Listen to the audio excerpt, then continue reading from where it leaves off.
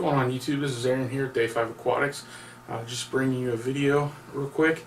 Wanted to do something different today. Today I wanted to do my top 5 fish that I regret getting rid of or moving on from.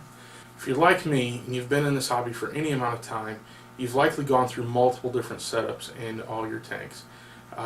Whether you're limited on space or having to move or change locations, or having to switch things up, having accidents happen and deciding to start all over, or getting bored or finding something new that excites you.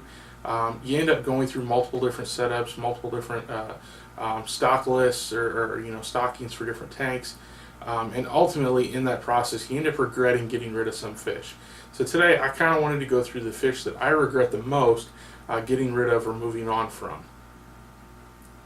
Number 5 for me would be my black ghost knife.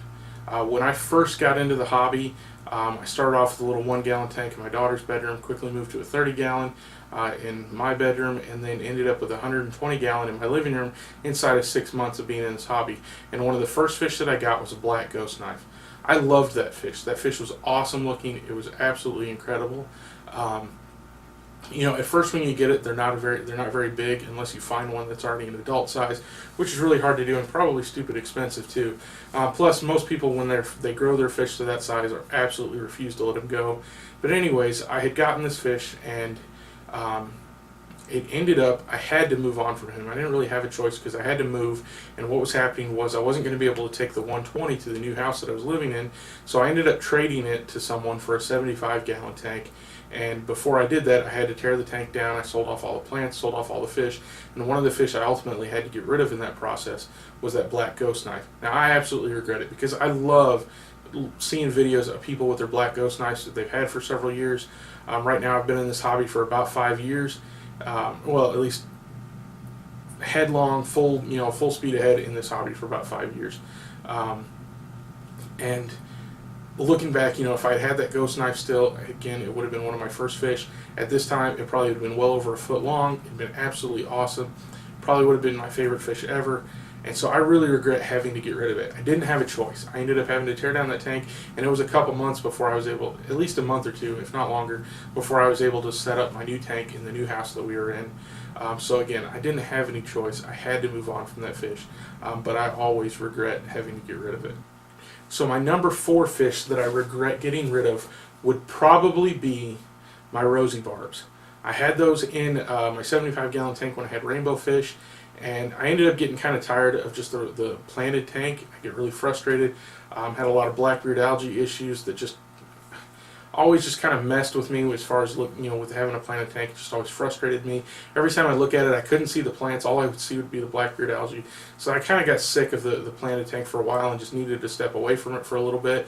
And so I ended up wanting to do something different. I wanted to build a new stand for the tank. Just wanted to start from scratch on that tank, start over completely. And so I ended up selling off all the fish, selling off all the plants, and just starting over completely with that tank. And so part of that would include getting rid of the rosy barbs that I had. Now I had basmati rainbows in there. I love the basmati rainbows, the orange and the blue. They're really cool looking colors, but the rosy barbs were a complete surprise to me. I expected them to look nice, but I never expected them to look that nice. Plus the fact that they could have gotten an inch or two bigger than they were if I had kept them for any amount of time. I do regret getting rid of those. I really like the colors on them. I'd love to get a barb tank again sometime in the future. Again, right now, I'm limited tanks wise. If I ever got the chance, I would set up a tank just for barbs and get a bunch of rosy barbs in there, maybe some Odessa barbs, just because their colors are just phenomenal. And you can never tell just seeing them in the pet store. You see them in the pet store, they look all washed out. You have no idea until you take them home, get them eating on some really good quality food, and just really put a lot of work and a lot of effort into them, just exactly how stunning they can be. You never know until you actually dive in and try. I totally regret getting rid of those. If I were still in the same situation, I would get rid of them still, just because I needed to do something different with that tank, and I'm glad I did. But I still regret it. I wish I could have done something to keep those. I only had 4 of them. I had started with 6. I only had 4. Again, they were supposed to be like a secondary fish behind the basmati rainbows. Those were supposed to be, the rainbows were supposed to be the real centerpiece. But if I could do it again and start over again, I would definitely switch that number and make the larger group the rosy barbs. So yeah, that is my number 4 fish that I regret getting rid of. Okay, number 3 on my list would have to be my steel color shiners. Now, those are a native fish. Those aren't a fish that I bought anywhere. I didn't get them in the store. They're actually ones that I collected. And for the longest time, I thought they were spot fin shiners, which for you native fish people, you would know that the two are very similar and they kind of, their ranges overlap. And it wasn't until I kind of grew them out and got them to kind of an adult size that I realized they were steel color shiners. But I had those in my tank for quite a while. I had a native tank, stream tank set up. I had caught this fish. When you first get them and you look at them, they don't look like anything special. And then honestly, they're just a silver colored minnow. They just look like something that you would use for bait. But when you grow them out, when you get them to a full size, an adult size, they get really good coloration, just a really reflective coloration, a nice bluish silver, kind of like a gunmetal blue almost.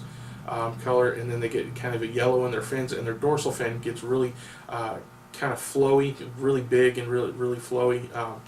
If that's really a way to describe it, but they look really stunning. I've got some video right here of the ones that I had, what they look like, and they're just absolutely, personality-wise, they're just a super active fish, super.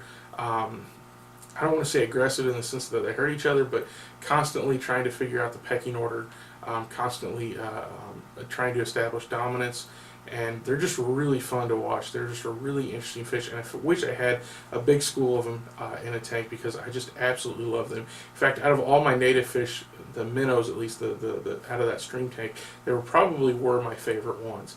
And I do regret getting rid of them. I would like to eventually someday set up maybe a 55-gallon that I could put like a heavy current in and make like another stream tank kind of thing like that with them and have them be the centerpiece fish in that tank. I'd absolutely love to do that and probably will eventually someday if I can. So my number 2 fish that I regret getting rid of would be my red sea ball cichlids. Now, I had these guys in this tank right here. I had them for a couple of months. I got them really small. I was told they don't get too big. They get maybe 6 to 8 inches total, full grown. And they're not a very common cichlid, which is part of the reason why I got them. They weren't very expensive. I got them from Imperial Tropicals, which actually, since I've gotten them, their price has gone up considerably. But when I got them, they were fairly cheap. I got them just to try something different. I put them in this tank. There were some giant Danios in the tank with it, and maybe some plecos, something like that. But it was just to try something different. It was just to change things up is all it was. And so I got them, and I absolutely loved them. I never stopped liking keeping these fish. I'll just say that much. But the problem that I came into is I had one group pair off. I had one big male in this group who I ended up naming Moses. And they kind of paired off, and they would spawn regularly. The only problem I ran into with these guys was that they just were really aggressive when they had fry, and they would chase off anything else in the tank, and they weren't all that big. I mean, again, they could eventually potentially reach like that 6 to 8 inch mark, but that's over a considerable amount of time, and when I had them, they were barely 3 inches. And so I have this pair of little 3-inch fish with absolutely stunning colors, and mind you, I mean, their colors were phenomenal. But I had them taking up an entire 75-gallon tank, and to me the tank just looks so empty keeping them. It was cool to have the fry in the tank. I only made it through maybe 3 cycles of them spawning, and the fry never actually lasted. Never actually was able to raise up any fry completely. Usually there'd be a big group of them, and then overnight at some point in time they would end up eating them. Now I know that if I'd kept them longer, that probably would have changed. They probably would have gotten better at it, or I could have set something up easily to kind of pull some of the fry and raise them up separately if I had actually put any real serious effort into it. But I didn't, and I regret getting rid of them. What I wish I could have done was set up a 40-gallon breeder tank and kept them in there. that would have done great in there for at least a year or two, maybe even longer than that. Then I could eventually consider moving them in to a larger setup. But just at the time, they were just too small of a fish to take up an entire 75-gallon.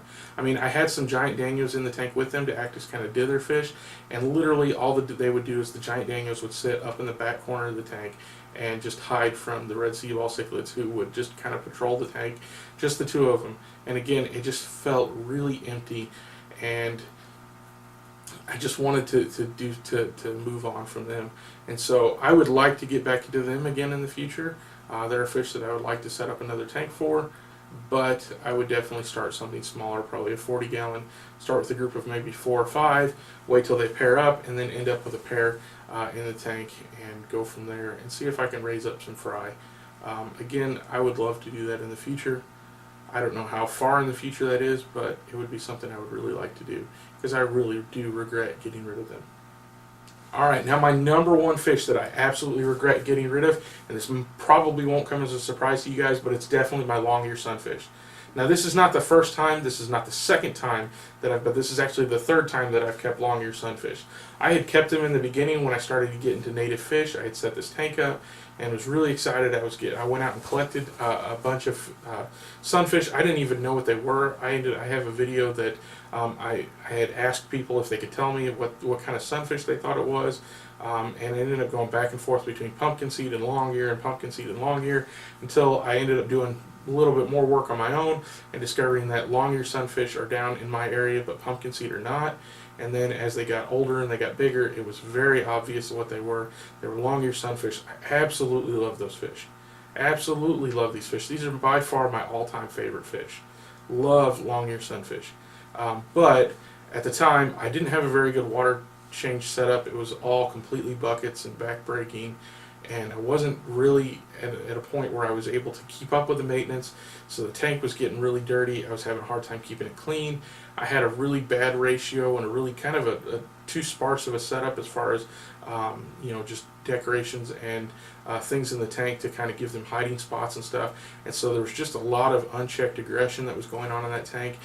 These guys are definitely aggressive, but I have a whole lot more driftwood in here, a whole lot more structure, a whole lot more places for them to hide, that they're able to set up territories. The other tank, I just had one piece of driftwood on this side and one on the other side, and or I guess it's the same tank, but the other setup, I should say. Had this big piece of driftwood over here on this side, and then just one big piece of wood on that side, and that was it. And it just wasn't enough. They needed more, and so I kept dwindling the numbers down until I ended up only having one.